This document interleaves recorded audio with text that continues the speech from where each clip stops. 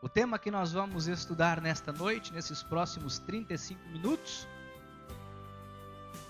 fundamentados sobre a graça. Nós vamos entender que há uma fundação, que nós temos que fundamentar, construir a nossa vida sobre uma base, sobre um alicerce. Algumas pessoas na obra de Deus estão inconstantes, não têm firmeza espiritual. Vem um vento sopra, um vento bate, a pessoa desiste das coisas de Deus. Vem uma dificuldade, alguma coisa, a pessoa vai embora da igreja. Vem uma luta, uma guerra, a pessoa não ora, porque falta-lhe um fundamento. Vem um mensageiro de Satanás, lhe sopra algo no ouvido e a pessoa desiste da sua vida espiritual.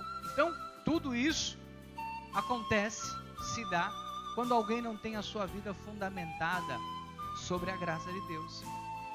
E a palavra profética para as nossas vidas no ano de 2014 veio dizendo que se perseveramos também com Ele, reinaremos. O apóstolo Paulo, escrevendo a seu filho na fé Timóteo, ele diz: se perseveramos, também com Ele reinaremos. Se o negamos, Ele, por sua vez, nos negará. E se você estudar todo o capítulo de 2 Timóteo 2, você vai perceber que Paulo estava dando orientações ao seu filho na fé Timóteo, ao jovem missionário, jovem pregador Timóteo, para que ele perseverasse na doutrina da graça de Deus, para que ele fosse perseverante na palavra, porque se ele negasse a palavra, por sua vez ele seria negado, lhe seria negado os direitos de reinar. Nós não podemos, amados, deixar de perseverar na palavra. Vamos orar ao nosso Deus. Pai amado e eterno, mais uma vez queremos te agradecer, porque esta igreja tem sido abençoada por ti. Queremos te agradecer porque o povo desta igreja é um povo abençoado por ti. Aqui nós temos visto, Senhor Jesus, milagres, sinais, prodígios e maravilhas. É impossível estar nesta casa e não se deparar com milagres. A história desta igreja é uma história de milagres. Milagres que começaram há 35 anos na vida do nosso apóstolo Miguel Ângelo, que começou há 20 anos no nosso ministério em São Paulo e há 12 anos nesta cidade. Desde então temos visto pessoas serem transformadas, temos visto as portas se abrirem, sonhos se realizarem. Nesta igreja, nesta casa, é que o Senhor tem nos abençoado. Aqui surgiram comerciantes, pessoas que estavam quebradas, falidas, e aqui tiveram suas vidas restauradas. Pessoas foram entusiasmadas por esta igreja a prosseguir, a avançar, a estudar. Casamentos foram restaurados, filhos foram libertos, foram alcançados, libertos das drogas, do mundo. 12 anos em que temos visto grandes milagres, frutos da tua graça, frutos do teu amor. E a tua palavra nos ensina que é pelo fruto que conheceremos se a árvore é ou não frutífera, se ela é ou não uma árvore boa. Todos, Senhor Jesus, podem ver, todos podem afirmar que nesta casa temos colhido muitos frutos. Por isso, Deus, fala aos nossos corações e nos orienta uma vez mais pois queremos perseverar na tua palavra, pois é nosso desejo reinarmos contigo, em nome de Jesus. Amém, amém e amém. Louvado seja Deus. Muito obrigado, meu filho. Que Deus continue te capacitando sempre. Meus queridos e amados irmãos e irmãs em Cristo Jesus, minha igreja, minha família, você faz parte da minha família. É impossível um pastor não amar o seu rebanho. Por isso eu quero começar a mensagem dizendo que eu amo você e a sua família. Eu louvo a Deus pela vida de cada pessoa que Ele tem trazido a esta casa. Eu quero começar a mensagem, o sermão, falando desta palavra profética que o Senhor deu ao nosso ministério no ano de 2014. Todo ano, Deus tem trazido uma palavra, tem dado uma direção ao nosso ministério, a qual nós seguimos, nos baseamos, estudamos, acreditamos e o resultado vem. Então, em todos estes anos, o Senhor tem nos dado uma palavra profética ao ministério. Não é uma palavra de homem, não é uma vontade de alguém, é uma palavra que vem do trono da graça de Deus. É a Bíblia Sagrada. E este ano, Deus começou falando a vida do nosso apóstolo Miguel Ângelo, que esse seria um ano que nós deveríamos perseverar. E na passagem do ano, não sei quantos se recordam, Deus me deu uma direção em casa. Eu compartilhei isto aqui, tenho compartilhado com a igreja, está gravado desde antes da virada do ano, que Satanás colocaria pessoas no caminho do povo de Deus para que a igreja não perseverasse. Então, os irmãos se recordam que antes da passagem do ano, no dia 31 de dezembro de 2013, eu vim aqui à igreja e comecei a dizer: olha, o Espírito de Deus está dizendo. O ano passado, o Espírito Santo de Deus me disse: olha, diga à minha igreja que eu colocarei pessoas no caminho do meu povo para beneficiar e para abençoar o meu povo. E assim aconteceu, nós vimos o cumprimento desta palavra. E eu estava em casa meditando, no momento em que eu me acordei, no meu momento devocional, estudando a palavra, meditando, debaixo de oração, quando o Senhor disse à minha mente espiritual: Ricardo, este ano Satanás vai colocar pessoas no caminho do meu povo para tentar tirar o meu povo da igreja. Satanás vai colocar pessoas no caminho do meu povo para que o meu povo não persevere na palavra, porque ele veio para roubar, matar e destruir. Ele não suporta a felicidade do meu povo. E eu disse à igreja já outras vezes que quando eu estava ouvindo isto de Deus, a minha esposa disse: olha, Deus está mandando eu te dar uma palavra que está em Provérbios 26, da qual você deve meditar. E quando eu comecei a abrir aquela passagem, comecei a ler, o Provérbios 26 começa a falar, então Deus começou a falar claramente através da Bíblia, de pessoas que seriam usados com lábios de mel, pessoas que veriam com uma sedução, com um engodo, com uma língua enganosa, parecendo ser pessoas que amam, pessoas carinhosas, cujo coração e a mente são de Satanás. E eu disse isso à igreja. E desde então, desde o início do ano, nós temos visto aqui os sinais, prodígios e maravilhas acontecer. As pessoas têm me relatado: pastor, Satanás colocou uma pessoa no meu caminho. Eu dei o testemunho aqui do abençoado irmão Amaranto. O irmão Amaranto disse a uma pessoa: este ano eu vou cuidar da minha vida espiritual. E a pessoa disse a ele: olha, para que isso? Para que ir à igreja? Para que cuidar de vida espiritual? Confirmando aquilo que Deus falou profeticamente pelos meus lábios. E desde então nós estamos vendo o inimigo tentando desestimular as pessoas. Por que eu estou dizendo isso? Porque Paulo escreveu uma carta a Timóteo. E Paulo manda Timóteo perseverar. Por que Paulo diz isso? Por que Paulo estimulou a Timóteo a perseverar? Porque Paulo sabia que na caminhada de Timóteo, pessoas seriam levantadas para desestimular Timóteo de prosseguir no caminho dele com Cristo. Amados, Satanás é ardiloso, ele é mentiroso. Ele quer que você acredite que você não é nada, que você não é ninguém. Ele quer que você acredite que você não é um convertido de verdade. Ele quer que você acredite que na sua vida nada dá certo. Ele quer que você acredite que Ele é poderoso e que Ele pode fazer o que quiser com a sua vida. Então, Satanás é um mentiroso.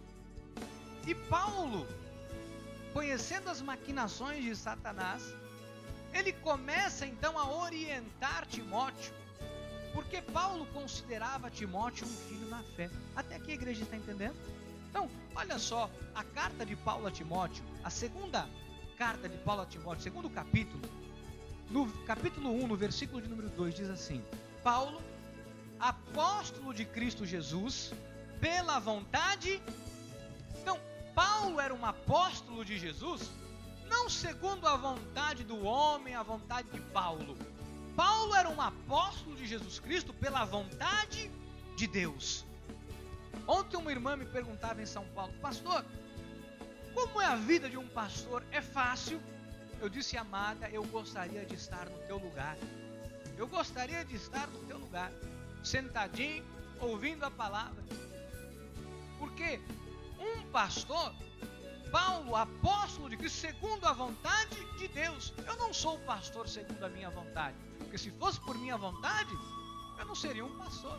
Eu sou pastor segundo a vontade de Deus. Agora, olha o que Paulo diz adiante: de conformidade com a promessa da vida que está em Cristo Jesus, ao amado filho Timóteo, graça, misericórdia e paz da parte de Deus Pai e de Cristo Jesus, nosso Senhor. Então, estou aqui te mostrando qual era o tipo de relação que Paulo tinha com Timóteo.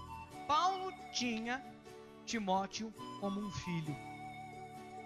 Então, o amor de um pai para com o filho é um amor bom. Você deseja o mal do teu filho? Algum pai, em sã consciência, deseja o mal de um filho? Não desejamos. Nós desejamos o melhor para o nosso filho. E Paulo, como guia espiritual de Timóteo, desejava o melhor a Timóteo. E aí Paulo, percebendo que Timóteo enfrentaria lutas das mais diversas possíveis e imagináveis, Paulo então diz: eu como pai tenho que orientar meu filho. Sabe que eu, como teu pai espiritual, como teu guia espiritual, eu tenho que te orientar. Sabe que às vezes eu trago palavras aqui do altar que eu sei que são duras e pesadas. Eu sei que às vezes eu falo coisas do altar que são pesadas para se ouvir. Mas como pai espiritual, como teu guia espiritual, é meu dever e minha obrigação de passar estas coisas da parte de Deus. É o que Paulo começou a fazer com a vida de Timóteo. Então, Paulo sabia que Timóteo enfrentaria coisas adversas na vida. Então, no capítulo 2, no versículo 1, 2 Timóteo 2, versículo 1, é o ápice da instrução, é o início de uma nova jornada na vida de Timóteo. Paulo diz assim: tu, pois, filho meu, tu, pois, meu filhinho, fortifica-te na graça, que está onde? Em Cristo Jesus. Então Paulo chama Timóteo e começa a dizer: Timóteo, você tem que se fortificar na graça que está em Cristo Jesus. Ele começou a instruir Timóteo para que Timóteo se fortificasse na graça de Deus, na palavra de Deus. Por que isso, pastor? Porque ele sabia, e é o primeiro ponto que eu quero que você guarde isso para o resto da sua vida, porque o apóstolo Paulo sabia que a única forma de Timóteo se manter no caminho de Deus, de Timóteo se manter irrepreensível, com uma boa conduta, com um bom testemunho de vida, com um caráter cristão, era na graça de Deus. Ele sabia que fora da graça, na religião, no judaísmo, ou em qualquer outra seita, como os fariseus e etc., ele não teria futuro. Então Paulo vem e diz assim: Timóteo, fortifica-te na graça. E é isso que eu quero dizer à igreja. Você sabe, amado, ministérios existem muitos. Igrejas existem muitas. Igrejas boas, igrejas preciosas, maravilhosas. E todas as igrejas verdadeiras e autênticas, ali está o Senhor. Agora, nós temos que entender que se não for a palavra da graça a cair no coração de um homem, lhe revelar os mistérios de Cristo, esta pessoa vive com uma venda nos olhos. Existem muitos ministérios em que as pessoas estão correndo atrás de sinais, as pessoas estão fazendo barganha, campanha, subindo um monte, vigiliando, pagando um preço, sofrendo, achando que com isso vão alcançar a sua vitória. Quando a graça de Deus nos ensina a viver de uma forma diferenciada, a viver por fé. Diga: eu, como cristão, tenho que viver por fé. Então a única forma de termos uma vida alicerçada na palavra, na palavra de Deus, é quando nós conhecemos a graça. Pastor, por que tem tanta gente se desviando? Por que tem tanta gente? Porque não tem firmeza na graça. Nossa, a pessoa está numa igreja e ela não vê resultado nenhum. Ela diz: eu vou embora desta igreja, eu vou para outra igreja, porque lá tem resultado. Aí chega em outra igreja e aí lhe oferecem um monte de coisa, um monte de situações. Olha, faça isso, sobe o monte, faça uma campanha, faz uma campanha 6 sextas-feiras, faz isso, faz aquilo. Chega uma hora que a pessoa diz: não dá mais isto para mim. E ela sai daquela igreja e vai para outra. O que faz uma pessoa sair de um ministério e vagar de um ministério por outro a vida toda e não criar raízes? Por não conhecer a legítima palavra, por não conhecer a graça de Deus. E a pessoa vive de um lado para o outro. Amados, nós não estamos aqui dizendo que nós somos melhores do que ninguém. Nós estamos aqui dizendo que nós somos melhores do que ninguém. Agora, é a verdade que liberta, e a verdade é a graça de Deus. E conhecereis a verdade vos libertará. Como o povo de Deus tem vivido? Como vive o povo de Deus nos dias de hoje? As pessoas estão atrás de alguma coisa. Sabe que a maioria das pessoas que saem de uma igreja evangélica sai por causa de alguém? Sabia disso? Tem uma contenda com um irmão: eu vou embora da igreja porque não me dou com tal pessoa. Só tem uma confusão com alguém, faz um negócio. Só tem uma coisa: a igreja não é responsável pelas negociações que as pessoas fazem fora da igreja. Então, 2 irmãos negociam, fazem uma negociação, aí dá errado. Aí, eu vou embora da igreja porque naquela igreja o irmão fez isso comigo. Olha, a igreja não tem culpa das suas negociações. Cada negociação que é feita, você tem que ter a consciência do que você está fazendo. Ok? Então, acontece uma situação, o pastor hoje não pode abraçar, não pode dar atenção, eu vou embora da igreja porque o pastor não me ama mais. Por que eu estou falando isso aqui na introdução da mensagem de hoje? Porque algumas pessoas fazem isso porque não tem firmeza. Um cristão da graça, que conhece a palavra da graça, aconteça o que acontecer, ele está firmado naquela igreja por causa da palavra. Você tem que estar nesta igreja não por causa dos meus lindos olhos azuis, que eu não os tenho. Você não tem que estar aqui na igreja porque o pastor é gente boa, sabe, ele toma um lanche comigo lá na mesa e é muito bacana. Você tem que estar nesta igreja porque você sabe que esta igreja prega a palavra da graça de Deus. Você tem que conhecer, sabe por quê? Para que você tenha solidez e firmeza espiritual, para que você não venha a ser enganado, para que ninguém venha com uma cilada de Satanás nos seus ouvidos e você decaia da graça de Deus. Então, você tem que ter uma vida fundamentada sobre a graça. Então, eu quero aqui alertar a igreja: todos temos que conhecer as doutrinas da graça de Deus. Temos que ter conhecimento do que a graça de Deus é, do que a graça de Deus representa para nós, porque senão você vai andar, igreja é tudo igual. Igreja não é tudo igual não, amado. Pelo menos essa não. Aqui nós temos compromisso, aqui nós temos zelo e cuidado com a vida das ovelhas. A igreja está entendendo? Então você precisa entender isso aqui. Olha só, olha o papel da religião. Eu quero te mostrar a diferença de uma igreja em graça e da religião. Olha o que a religião faz com as pessoas. Atos 24, versículo 5. Porque tendo nós verificado que este homem é uma peste. e promove sedições entre os judeus esparsos por todo o mundo, sendo também o principal agitador da seita dos nazarenos. Olha como é interessante.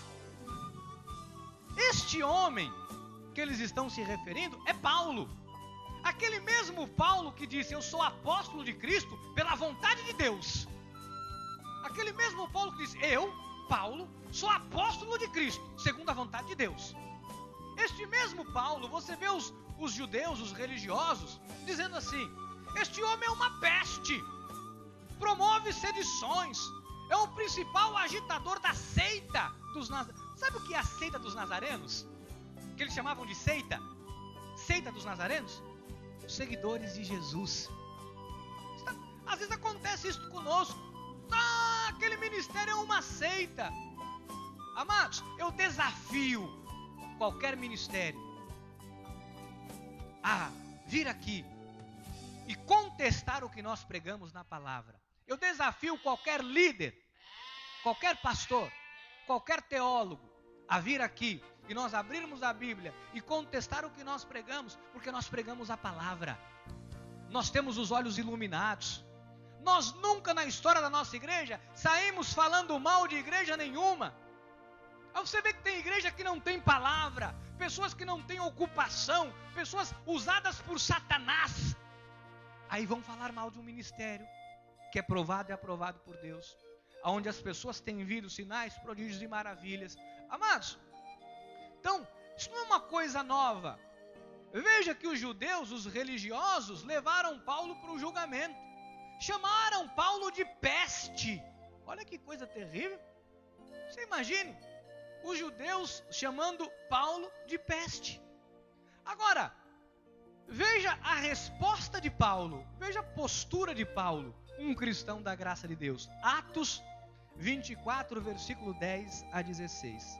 Paulo, tendo-lhe o governador feito o sinal que falasse, então, estava diante do governador, dizendo que ele era uma peste, que ele era da seita dos nazarenos, ou seja, falando mal de Paulo. O governador olha e diz: pode falar, você tem direito à resposta. Respondeu: sabendo que há muitos anos é juiz desta nação, sinto-me à vontade para me defender, visto poderes verificar que não há mais de 12 dias desde que subi a Jerusalém para adorar. Eu vim para Jerusalém para adorar, e que não me acharam no templo discutindo com alguém. Isso aqui é a história da nossa igreja. Você nunca me viu discutindo com ninguém, falando de ninguém. E que não me acharam no templo discutindo com alguém, nem tampouco amotinando o povo, fosse nas sinagogas ou na cidade. Nem te podem provar as acusações que agora fazem contra mim. Porém, confesso-te que, segundo o caminho que chamam de seita, assim eu sirvo a Deus de nossos pais, acreditando em todas as coisas que estejam de acordo com a lei, com a palavra, e nos escritos dos profetas, tendo a esperança de Deus, como também estes a têm, de que haverá ressurreição, tanto de justos como de injustos. Por isso também me esforço por ter sempre consciência pura diante de Deus e dos homens. Amados, isto aqui é a postura de alguém que conhece a graça de Deus. Isso aqui é a postura de alguém. Paulo começou a dizer: olha, eu não fui criar motim em lugar nenhum, eu desci a Jerusalém para adorar.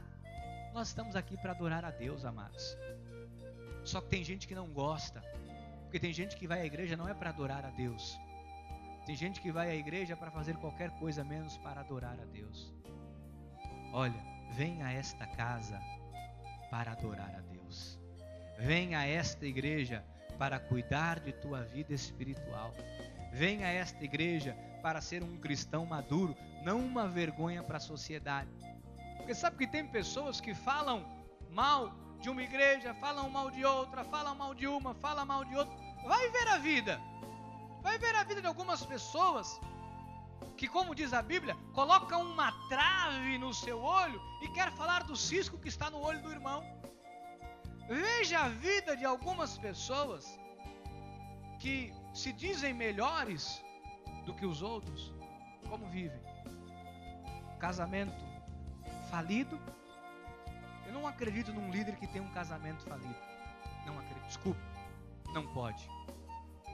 Eu não acredito, amados, numa pessoa que conduz um rebanho, que deixa a mulher em casa e vai atrás de uma amante na rua.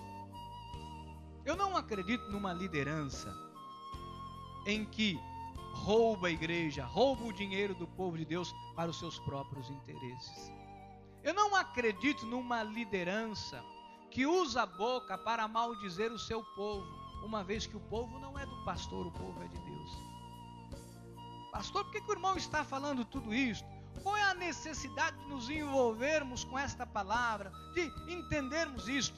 Amados, você precisa entender que Satanás vai colocar pessoas no seu caminho para te desestimular da graça. Satanás vai colocar pessoas no seu caminho para fazer com que você decaia da graça. Porque ele sabe que a única forma de você se manter forte, de você não desistir dos seus sonhos, de você resistir a tudo e a todos, é na graça de Deus. Amados, nós já enfrentamos coisas, nós já passamos por cada situação. Eu vou lhe dizer uma coisa, hoje de manhã eu não conseguia me levantar, eu não pude ir a Santos, minha esposa foi pregar em Santos no meu lugar, e eu disse, Senhor, eu tenho uma palavra, o Senhor me deu uma palavra, eu tenho que levar esta palavra. Amados, eu disse, eu sou da graça, eu disse, eu vou me levantar, eu vou me tomar o meu banho, eu vou para a igreja, eu vou pregar esta palavra, e eu vi Deus mudar a minha sorte, hoje, isso aconteceu hoje. Eu não conseguia, antes de chegar ao culto, eu não conseguia ficar de pé. Minha mulher disse, você vai cair, você está desmaiando. Eu disse, eu tenho um chamado e Deus vai usar a minha vida hoje na igreja. Estou sentindo mais nada. Nós temos que entender que o inimigo quer nos desestimular, porque esse é o ano de nós reinarmos com o Senhor. É o ano de nós vermos a vitória nas nossas vidas. Aquilo que há anos não acontecia, vai acontecer esse ano. Sabe aquele sonho que há muito tempo você pensa em alcançar? Este ano Deus vai te dar a vitória.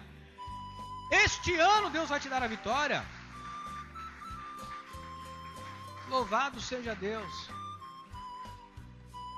E se alguém te desestimular na caminhada, não se preocupe. Amados, sabe que a religião é tão maldita? A religião e o religioso é tão soberbo e arrogante que eles chegaram a maldizer o próprio Cristo. Vamos ver isso na Bíblia. Mateus 12, 22 a 26. Então lhe trouxeram um endemoniado, cego e mudo. Olha, trouxeram para Jesus uma pessoa possuída, cego e mudo. E ele o curou, passando o mudo a falar e a ver. O que Jesus fez de errado, gente? Jesus curou, o homem estava endemoniado, expulsou os demônios, o homem estava cego, começou a enxergar, era mudo, começou a falar. É assim que muitos entraram aqui nesta igreja, muitos chegaram aqui endemoniados, com a vida cheia de trevas, cheia de escuridão, de maldade. Aqui foram transformados, foram libertos. Aqui o Senhor devolveu as vistas. Aqui o Senhor ensinou a falar em linha com a palavra de Deus. Isso é a mesma coisa. Mas olha só, o versículo 23. E toda a multidão se admirava e dizia, é este porventura o filho de Davi? A multidão não tem como não identificar a presença de Deus. Quando Deus está no lugar, não tem como você não identificar a presença de Deus. Os sinais acontecem, os milagres acontecem. Todo mundo ficou admirado. Olha o versículo 24, olha a religião, isso aqui era uma religião, os fariseus. Mas os fariseus, ouvindo isto, murmuravam, este não expele demônios, senão pelo poder de Beelzebu, o maioral dos demônios. Eles chegaram ao ponto de dizer, este Jesus é um demônio, este Jesus é o maioral dos demônios, esse Jesus é o próprio diabo. Está aqui na Bíblia. Mas os fariseus, ouvindo isso, murmuravam, este não expele demônios, senão pelo poder de Beelzebu, maioral dos demônios. Jesus, porém, conhecendo-lhes os pensamentos, disse: todo reino dividido contra si mesmo ficará deserto, e toda cidade ou casa dividida contra si mesmo não subsistirá. Se Satanás expele Satanás, dividido está contra si mesmo. Como, pois, subsistirá o seu reino? Amados, você está percebendo como o inimigo é astuto, como as pessoas agem? Pastor, o que é a graça de Deus? Porque nós precisamos compreender a graça de Deus. A graça de Deus é um pacto de melhores e superiores promessas. A graça ensina o homem a depender de Deus. Você sabe que na lei os homens dependem dos homens. E aí tem um pastor que ele acha que ele é melhor do que os outros. Ele diz: não, porque quando eu oro,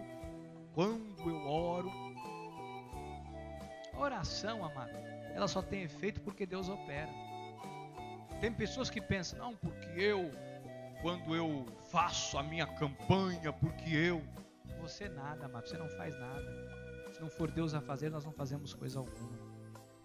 Então, as pessoas acham que elas são poderosas, que o poder está nela. Sabe, tem gente que para orar, impõe a mão na pessoa e começa a chacoalhar, começa a mexer, começa a pressionar para baixo, porque ela acha que o poder está na mão dela. Acha que o poder dela é que vai curar alguém. Amado, muitas vezes Jesus não precisou ir na casa, Ele mandou uma palavra. Nós temos que entender que o poder está em Deus e que quando nós oramos, Ele age. A graça de Deus faz o homem depender de Deus, faz o homem entender que ele não é nada e ninguém se não for Deus na vida dele. Então, se você tem um pensamentozinho aí, não, porque quando eu faço, porque quando eu oro, porque quando eu junto o ciclo de oração, porque quando eu me junto, quando eu dou a minha mão, tira isso da tua cabeça, amado, porque o poder e a glória pertencem a Deus. Quem realiza o sobrenatural é Deus, e por misericórdia Ele usa as nossas vidas. Então, o que é a graça? Paulo descreve um pouquinho dela em Hebreus 8:6. Mas agora, com efeito obteve Jesus ministério tanto mais excelente, quanto é Ele também mediador de superior aliança, instituída com base em superiores promessas. O que significa isso? A graça é um pacto superior. Deixa eu lhe dizer uma coisa: você não pode seguir e imitar a Jesus nos dias da sua carne. Tem um monte de gente querendo imitar Jesus nos dias da carne. Eu vou carregar minha cruz porque Jesus carregou a cruz. Não, porque eu vou sofrer porque Jesus sofreu. Não, porque eu vou pagar o preço porque Jesus pagou o preço. Amado, Ele diz que ele se fez pobre por amor de nós, que por suas chagas, por suas pisaduras fomos sarados. Por que vou querer eu carregar a cruz se Jesus já carregou para mim? Que vou querer eu me meter a pagar o preço se Ele já pagou o preço por mim? Que vou querer eu me meter em alguma situação que eu não tenho capacidade? E assim que o povo de Deus vive, querendo fazer o que Jesus já fez. É mais ou menos assim, para você entender. Eu gosto de dar exemplo, sou um homem simples e gosto de exemplificar para que todos entendam. Eu pego aqui o Léo, o Lucas e o Bruno e pego: abençoados, tira todos os bancos da igreja para mim e põe lá no pátio, por favor. Aí eles vão, retiram tudo e põe no pátio. Aí depois alguém chega aqui e diz: não, porque eu quero retirar os bancos e pôr no pátio. É que já retiraram, amado. Não, mas eu quero retirar porque eu sei, amado, mas não está mais aqui, já foi retirado. Não, mas porque eu quero. Tudo bem, ainda que você queira, eles vieram antes e já retiraram, não tem mais banco para retirar. Se Jesus já sofreu, por que eu vou querer sofrer? Se Jesus já pagou o preço, por que eu vou querer pagar o preço? Se Jesus já foi crucificado, por que eu vou querer me meter numa cruz? Se Ele já foi chicoteado, por que eu vou querer ser chicoteado? Se Ele já pagou, por que eu vou querer pagar? Vou dar um outro exemplo para que você entenda. Eu vou jantar, aí chego num restaurante, você é meu convidado, aí chego lá e digo: olha, quanto deu, por favor, a conta? Aí o rapaz traz a conta, eu faço um cheque, passo o cartão, eu dou em dinheiro e pago a conta. Aí você volta do banheiro e diz: quanto deu a conta? Já paguei. Não, mas eu quero pagar. Mas eu já paguei. Não, mas eu vou pagar de novo. É insensatez. Jesus já pagou o preço. Por que eu vou querer pagar de novo? Então a graça nos mostra que Deus é soberano, que Ele faz do jeito que Ele quer, da maneira que Ele quer. A graça de Deus nos faz acreditar nas promessas de Deus. A graça de Deus nos leva a compreender a vontade de Deus para as nossas vidas. Amém? Até aqui tudo bem? Atos dos Apóstolos, capítulo 20, versículos 7 e 8. No primeiro dia da semana, estando nós reunidos com o fim de partir o pão, Paulo, que devia seguir viagem no dia imediato, exortava-os e prolongou o discurso até a meia-noite. Havia muitas lâmpadas no cenáculo onde estavam reunidos. Olha só, Paulo tinha que partir, tinha que ir embora, não ia ficar ali. Então Paulo tinha que trazer uma exortação, uma palavra, um ensinamento. E ele começou a exortar. Ele disse: eu tenho que terminar toda a exortação, porque eu vou embora. E eu vou ter que esticar aqui até a hora que der, para encerrar a mensagem, para eu poder ir embora. Então Paulo começa a falar, estendeu o sermão. Versículo 9. Um jovem chamado Eutico, que estava sentado numa janela, adormecendo profundamente durante o prolongado discurso de Paulo, vencido pelo sono, caiu do terceiro andar abaixo e foi levantado morto. Mas o que significa isso? Paulo chega de viagem, começa a falar da graça, começa a falar da graça, começa a falar da graça. Eutico senta, adormeceu e caiu morto. Esse jovem representa as pessoas que ouvem a palavra de Deus, mas estão mortos, estão adormecidos, porque não deixam a graça de Deus entrar na sua vida. Sabe, tem pessoas que estão assim como Eutico. Às vezes vem a palavra, vem a mensagem, vem o sermão, e a pessoa sai daqui e faz tudo o contrário do que ouviu. Por quê? Porque está adormecido.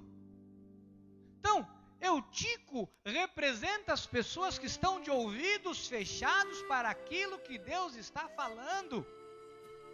Olha o versículo 10. Levantaram ele, chegaram primeiro que Paulo, levantaram, ele estava morto, certo, está morto. Descendo, porém, Paulo, inclinou-se sobre ele e abraçando disse: não vos perturbeis, que a vida nele está. O que significa isso? Paulo foi usado por Deus para ressuscitar Eutico. O que isso significa para nós, pastor? Paulo representa a graça que dá a vida a todos aqueles que estão mortos, mesmo ouvindo a palavra de Deus.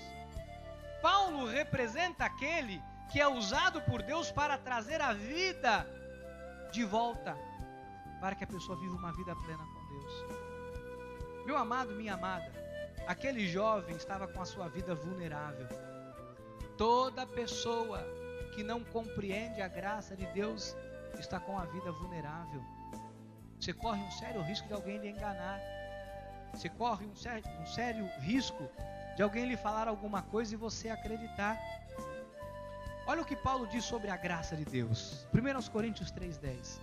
Segundo a graça de Deus que me foi dada, lancei o fundamento como prudente construtor, e outro edifica sobre ele. Porém, cada um veja como edifica. Meu irmão, minha irmã, veja como você tem edificado a sua vida. Olha, tem pessoas que não estão sabendo edificar a sua vida. Olha, corrija o seu vício de linguagem. Tem irmão aqui na igreja que ainda tem um vício. Deus te abençoe. Amado, nós somos abençoados. Diga, eu sou abençoado. Isso é um vício de linguagem, você tem que corrigir isso. Se a Bíblia diz que o Senhor já nos abençoou com toda sorte de bênçãos, não viva como você vivia no catolicismo. Bênção, vô, bênção, vó, Deus te abençoe. Bênção, meu vô, bênção, minha tia, bênção, Deus te abençoe. Nós já fomos abençoados, diga, eu sou abençoado. Amado, entenda, ser abençoado é um estado de vida, um estado de espírito. Isso não significa, eu sou abençoado, você vê a minha vida, está me faltando tudo. Meu amado, não é o que você tem, é o que você é. É o que você é. você é abençoado. Diga, eu sou abençoado. Então Paulo diz, veja como edifica.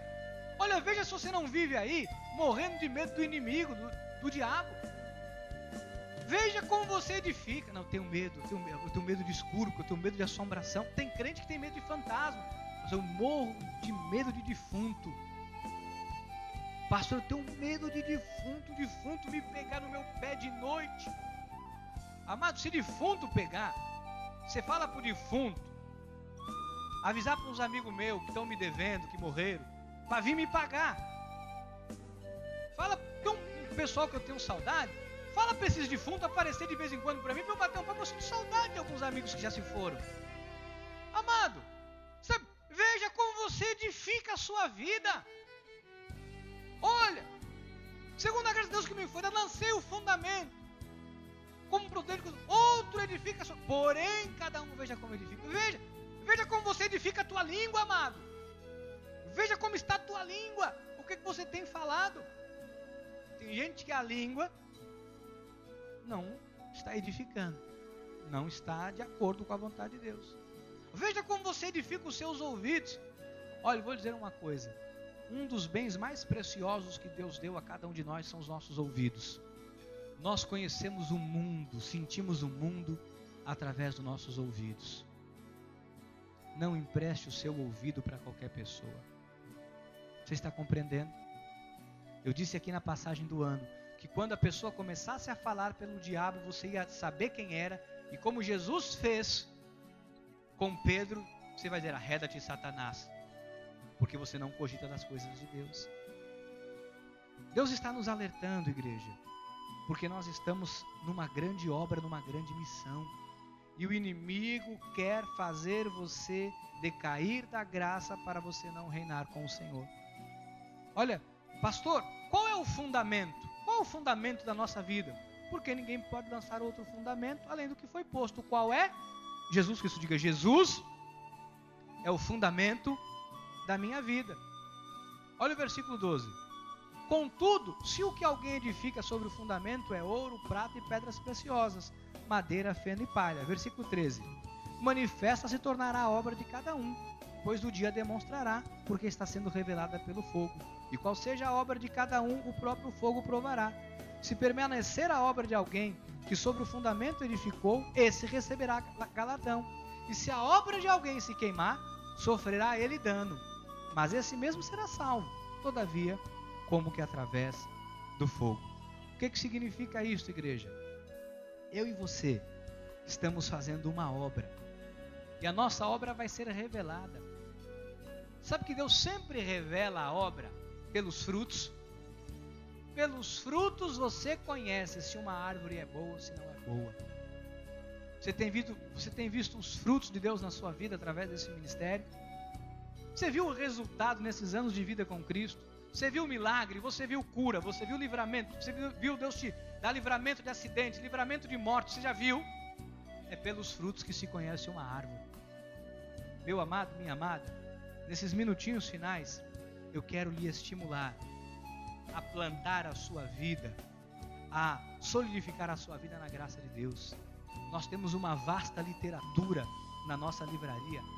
Leia, aprenda, cresça, sabe? Tenha conhecimento da graça de Deus, para que você não seja levado por doutrinas várias e estranhas. Sabe por quê? Porque Jesus fez um alerta. Eu quero terminar com este alerta. Como está o mundo aí fora? Atos 20, versículo 29 a 32. Eu sei que depois da minha partida entre vós, penetrarão lobos vorazes que não pouparão o rebanho. Pastor, o que significa isso? Depois da minha partida? Depois do culto aqui, depois que você voltar para a tua casa, depois que você sair daqui, vai aparecer lobo voraz no teu caminho, que não poupa ninguém. É o que a Bíblia está dizendo. Versículo 30. E que dentre vós mesmos se levantarão homens e mulheres, falando coisas pervertidas para arrastar os discípulos, somos nós, atrás deles. Cuidado, amado. Não vá atrás de gente que está com a vida falida aí não. Não vá atrás de gente que quer o teu mal. Você acha que quer o teu bem. Leia depois Provérbios 26 todinho na sua casa, Deus vai falar com você. Versículo 31.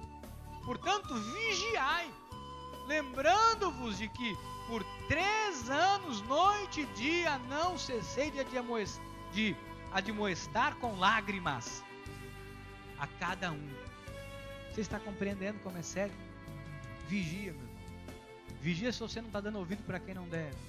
Vigia, sabe? Vigia as pessoas que estão te influenciando. Vigia se não tem alguém te influenciando para o erro. Não tem problema não, faz isso aqui. Não, a mentirinha não pega nada. Vigia, meu irmão, vigia. Eu encerro com 32. Agora, pois, encomendo-vos ao Senhor.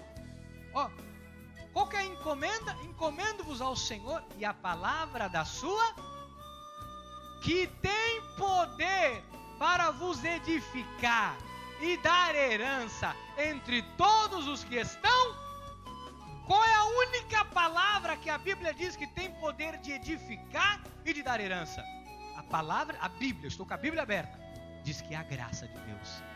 Então, se é a graça, é esta graça que nós temos que conhecer, é esta graça que nós temos que seguir, para que os frutos, para que a herança, para que as bênçãos se tornem manifestas em nossas vidas.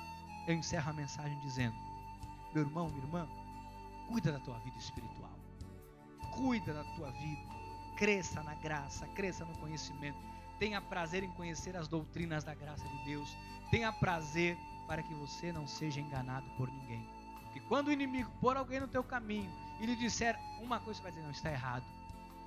Quando alguém lhe falar uma bobagem, você vai dizer: isso é bobagem, isso é tolice, isso está errado. Você vai saber identificar o certo do errado. Hoje, muitos cristãos não sabem identificar o certo do errado. Mas esta igreja está aqui para te instruir, para que você tenha discernimento, para distinguir o certo do errado, porque Deus tem uma grande obra para nós. O Senhor tem dito à minha mente espiritual que Ele preparou coisas extraordinárias para nós no ano de 2014. E por isso, Satanás, sabendo disso, ele quer roubar a bênção que o Senhor já liberou para nós. Abre os teus olhos, meu irmão, abre os teus olhos e não permita que as maquinações de Satanás te influenciem contra Deus, contra o seu ministério, um ministério santo, provado e aprovado por Deus. Não tenha dúvida, e se algum dia você tiver qualquer dúvida quanto à palavra, vem aqui, traga quem te influenciou negativamente. Fala: você conhece a Bíblia? Vamos lá. Eu estou disposto a qualquer dia, qualquer hora, com qualquer pastor, qualquer liderança, qualquer comitiva. Mas não traz 2, 3 não, traz 20, 5, 50. Nós vamos abrir a Bíblia, porque contra a Bíblia ninguém pode. Se está na Bíblia, nós cremos. Se não está, nós não cremos. Amém? Vigia, vigia, porque Satanás quer o teu mal. Vigia. Não permita que ninguém te influencie contra a palavra. Que assim seja, porque assim nos disse o Senhor. Amém, amém e amém.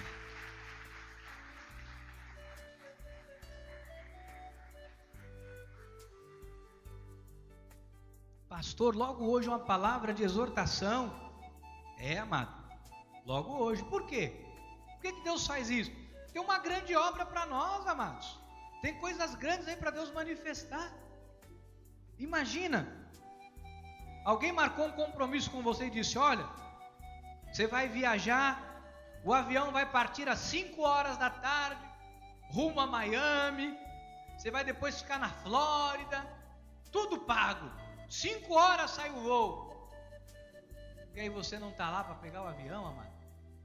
Ou você chega para o voo e diz: estou aqui, só o passaporte, por favor. Passaporte, o que é isso? Você tem que se preparar para aquilo que Deus quer fazer na sua vida. Tem que se preparar para que Deus te traga tudo aquilo que Ele tem prometido para você. Primeiro você se prepara, depois você toma posse. Amém? Vamos ficar de pé, nós vamos orar ao Senhor. Entenda, amado, entenda, abre os teus olhos, vigia, Quando chegar um mensageiro de Satanás, você diz: arreda-te, Satanás. Tu não vens pela parte de Deus. Põe para correr. Amém? Chegou lá na tua casa, bateu na porta. Oh, sabe o que é? Porque queria te falar. Esse negócio de igreja, isso aí não dá nada para ninguém não. Oh, esse negócio de graça, cuidado com graça. Você vai dizer assim: qual é a tua dúvida quanto à graça? Não, é isto. Então vamos marcar uma reunião. Pode ser aqui na minha casa mesmo. Eu trago aqui uns 3 irmãos, eu trago aqui o pastor. Vamos conversar. Quem quer o teu bem vai dizer: vamos conversar. Quem não quer o teu bem vai dizer: opa, deixa eu pegar outra vítima, que essa aí está de olho aberto, está com os olhos abertos. Amém? Eu estou aqui para te proteger dos lobos vorazes que não poupam o rebanho. Vamos orar ao Pai. Pai amado e eterno, Deus Todo-Poderoso, eu quero te agradecer por esta palavra de exortação que o Senhor nos trouxe. No entanto, sabemos que é necessário, para não nos deixarmos envolver pelas doutrinas várias e estranhas que estão aí inundando a tua obra, Senhor. Te agradecemos por esta palavra que veio de encontro às nossas necessidades. Te agradecemos porque a tua palavra abre os nossos olhos para enxergarmos aquilo que não temos ou não havíamos enxergado. Senhor, abre os olhos do teu povo. Abre os olhos do teu povo quanto à revelação da graça. Abre os olhos do teu povo para que o teu povo entenda a importância de crescer na graça, no conhecimento. Senhor, abre os olhos do teu povo, pois há uma grande obra para ser feita. Eu sei que este ano o Senhor já preparou coisas extraordinárias para nós. Reinaremos contigo, queremos reinar contigo, mas há uma premissa. O Senhor disse: se perseveramos, temos que perseverar na tua palavra. Ajuda-nos, Pai, ajuda-nos a cada dia, ajuda-nos em todos os momentos das nossas vidas, a vivermos em conformidade com a tua palavra. É o que nós lhe pedimos e lhe agradecemos, em nome de